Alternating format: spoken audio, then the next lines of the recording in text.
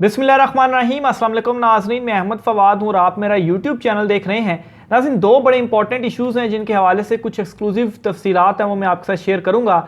सबसे पहले तो इत्तेहादियों के हवाले से एक बड़ी खबर आपके साथ मैं शेयर करूँगा। ANP की जानिब से अलहदगी से मुतल्लिक एक ऐलान सामने आया है। बाकायदा तौर पर हुकूमत को उन्होंने धमकी दे दी है कि वो अलहदा होने जा रहे हैं। मामला क्या है, इस हवाले से कुछ तफसीलात आपके साथ मैं शेयर करूँगा। MQM जो थी काफ़ी अरसे से हुकूमत से वो कुछ मुतालबात कर रही थी और बिल्कुल एज के ऊपर इस वक्त उनके मामलात पहुंच चुके थे।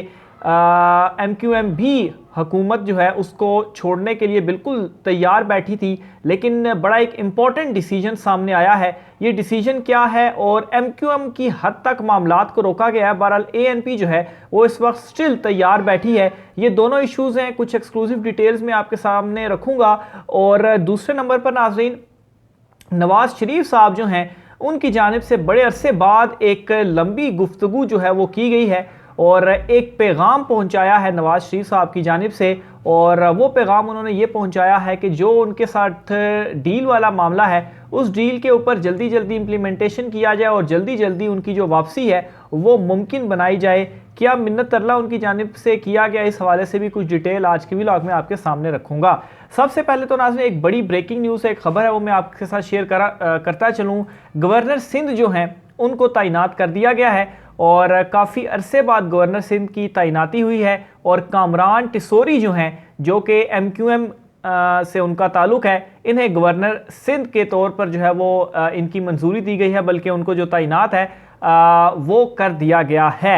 MQM की जानिब से पहले भी जो है वो कुछ नाम दिए गए थे हुकूमत को, लेकिन उनकी जो तैनाती थी वो नहीं हो सकी। बहरहाल ये जो बहुत ही इम्पोर्टेंट ये ओहदा है जो कि MQM को अब दिया जा चुका है और कामरान टिसोरी साहब जो हैं इनको गवर्नर सिंध अब लगाया गया है। अब इसमें इशू ये है कि MQM पहले बहुत ज़्यादा जो है वो गिले शिकवे उनकी जानिब से आ रहे थे कि हुकूमत ये तो हुकूमत वो।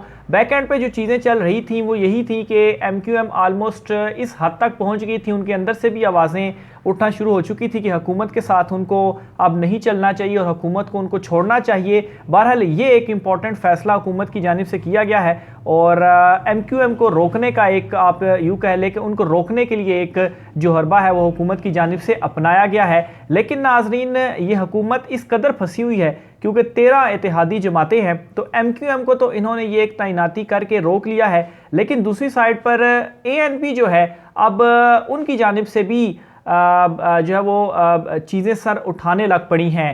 ANP के बड़े इम्पोर्टेंट रहनुमा हैं और एमल वली साहब जो हैं ये सूबाई सदर भी हैं, इनकी जानिब से एक अहम जो बयान है वो भी जारी किया गया है और ट्विटर के ऊपर ये बयान दिया गया है। और इनका ये कहना है कि अगर जो मौजूदा हुकूमत है उसकी जानिब से जो ज़िमनी इलेक्शंस को मुलतवी कराने के हवाले से वो इस वक्त कोशिशें कर रही है, तो अगर ज़िमनी इलेक्शंस को मुलतवी करवाया गया तो इस सूरत में ANP क्या करेगी, वो हुकूमत का साथ छोड़ देगी। तो ये बड़ी वाज़ेह तौर पर जो धमकी है वो उनकी जानिब से दे दी गई है। या इसका दूसरा एस्पेक्ट ये भी देखा जा सकता है कि क्योंकि जो MQM है अब उनको एक अहम आइनी ओहदा जो है वो मिल चुका है, तो शायद जो ANP है वो भी इस तरह का कोई आइनी ओहदा चाहती है, तो इस वजह से ये एक उनकी जानिब से फ़ैसला किया गया है, या एक ब्लैकमेलिंग भी आप इसको कह सकते हैं। लेकिन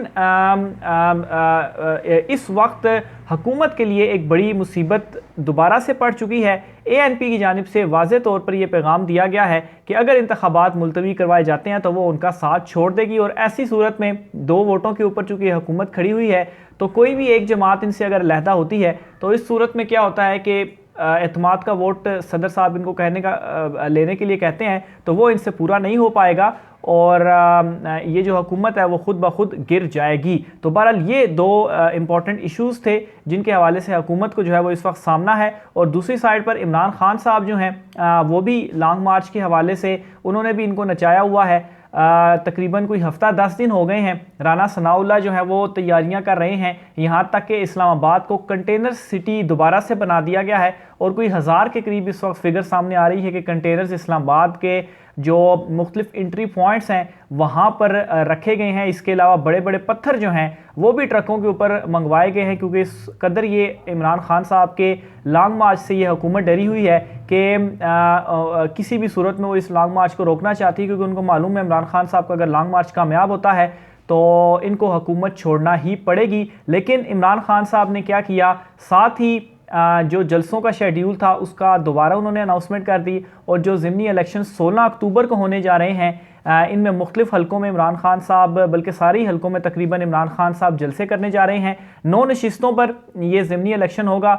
इनमें एक NA 22 Mardan, NA 24 Charsadda, NA 31 Peshawar, NA 45 Kurram, NA 108 Faisalabad और NA 118 ननकाना, NA 237 मुलीर और NA 239 कुरंगी और NA 157 मुल्तान। यहाँ पर ये 9 हलके हैं जहाँ पर 16 अक्टूबर को जो ज़िमनी इलेक्शंस हैं वो होने जा रहे हैं। और लास्ट व्लॉग में भी मैंने आपको अपडेट किया था कि इमरान खान साहब इन हलकों के अंदर अब जलसे करने जा रहे हैं। तो बहरहाल हुकूमत अगर इलेक्शंस जो है इनमें रोकती है तो उनको मुसीबत के ANP उनका साथ छोड़ जाएगी और उनकी हुकूमत ख़त्म हो जाएगी। और दूसरा वो करवाना नहीं चाहती इन हलकों में इलेक्शंस, क्योंकि अगर वो इलेक्शंस करवाते हैं तो इमरान खान साहब वाज़े तौर पर ये जो हलके हैं इनमें 9 के 9 हलके वो अपने नाम करने जा रहे हैं और क्लीन स्वीप करेंगे मौजूदा हुकूमत को। और इसका जो पॉलिटिकली एक नेगेटिव इम्पैक्ट जाएगा वो इम्पैक्ट भी मौजूदा हुकूमत बर्दाश्त नहीं कर सकती। तो दोनों तरफ से एक किस्म की हुकूमत जो है वो इस वक्त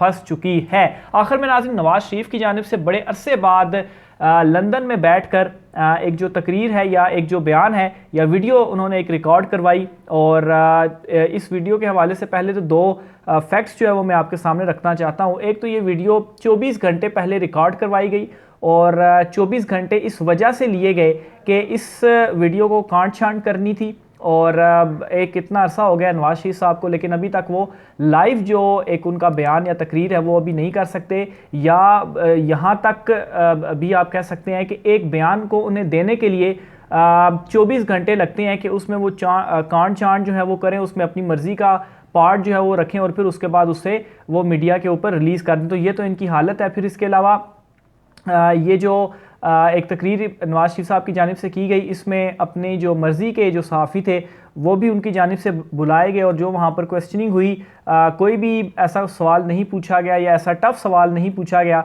बल्कि उनकी तारीफ़ों में ही जो सवालात थे वो पूछे गए। ज़ाहिर सी बात है, उन्होंने अगर अपने सहाफ़ी बुलाए थे तो फिर वो उनसे ये ही एक्सपेक्ट करते हैं कि वो उनसे उन्हीं के मर्ज़ी के सवाल पूछें। बहरहाल 2 इसमें इंपॉर्टेंट चीज़ें हैं नवाज शरीफ साहब की जो पूरी तकरीर है, इसमें 2 चीज़ें हैं जो उन्होंने आप कह लें कि गलत बयानी उनकी जानिब से की गई। नंबर 1 तो ये कि साकिब निसार साहब के हवाले से उन्होंने कहा कि देखें, उनकी ऑडियो भी सामने आई और साकिब निसार साहब ने ये कहा था कि इनको आपने सज़ा दिलवानी है। बहरहाल ये मामला क्लियर हो चुका है। जो राना शमीम साहब हैं उनका जो एफिडेविट है उससे वो मुकर चुके हैं कि ये उनका एफिडेविट नहीं है, वो जो है वो इस एफिडेविट को ऑन नहीं करते। और फिर दूसरा, उस वक्त भी ये सामने आ गया था कि ये जो ऑडियो है इसे किस तरह से मुख्तलिफ टोटों के अंदाज में जोड़ कर तो एडिट करने के बाद उसके बाद ये जो थी रिलीज़ की गई थी। तो एक तो उनका ये चीज़ है कि वो एक गलत चीज़ के ऊपर रिलाई करते हुए उनकी जानिब से जो गलत बयानी थी वो की गई। और दूसरे नंबर पर उन्होंने आज एक हवाला भी दिया कि 62(1)(f) के हवाले से चीफ जस्टिस साहब ने जो कहा कि ये एक ड्रैकोनियन लॉ है। बहरहाल इस हवाले से वो ये कहते हैं कि अगर ड्रैकोनियन लॉ है तो उनके खिलाफ जो फैसले दिए गए हैं तो ये फैसले भी उनके खिलाफ वापस लिए जाएं और इस चीज़ का जो अजाला है वो किया जाए। तो इसमें एक चीज़ आप जहन में रखें कि लॉ के हवाले से चीफ जस्टिस साहब की जानिब से ये कहा गया था, फैसलों के हवाले से नहीं कहा गया कि ये फैसले जो थे वो ड्रैकोनियन थे। तो बार बार नवाज शरीफ साहब अपने वो फैसलों का हवाला देते रहे कि ये फैसला उनके खिलाफ गलत हुआ, और यहाँ तक भी उनकी जानिब से कहा गया कि ये जिन जजेस ने किए फिर इसका जो अजाला है, जो हिसाब है वो भी उनको देना चाहिए। तो बहरहाल इनडायरेक्टली उनका मतलब यही था कि अब बस ठीक है, डील बिल्कुल अपने आखिरी मराहिल तक पहुंच चुकी है, तो अब ये जो आखिरी हिस्सा है डील का इसको भी कंप्लीट किया जाए, उनकी सज़ाएं जो है वो ख़त्म की जाएं और उसके बाद उनको वापस आने की इजाज़त दी जाए। और ये एक्चुअली वो कहना चाह रहे थे। मज़ीद डिटेल भी आपसे शेयर करता रहूँगा। आज की व्लॉग से मुझे इजाज़त दीजिए। अल्लाह हाफ़िज़।